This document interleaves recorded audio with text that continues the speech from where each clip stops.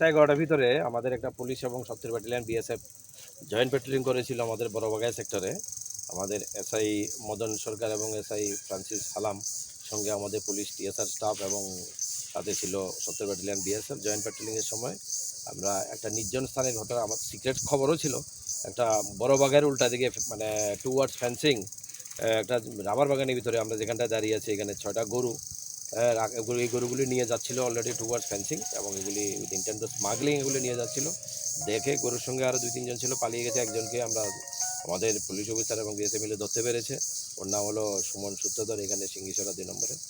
তো এই গরুগুলি কোনো ডকুমেন্ট কিছু নেই, সম্ভবত ওগুলি অথবা কোনো চুরির গরু এবং এগুলিকে এবং আমরা মোবাইলে সার্চ করেছি, অনেক কিছু দেখেছি এখানের ভিতরে, এগুলি অবজেকশনেবল এবং এটা ইনভেস্টিগেশনে আসবে। আমরা এই রিগার্ডে একটা মামলা নিচ্ছি এবং স্মাগলিং এবং ক্যাটেল থেফটের আওতায় যেই আসছে এবং ওই রিগার্ডে আমরা একটা ইনভেস্টিগেশন স্টার্ট করছি। Thank you sir.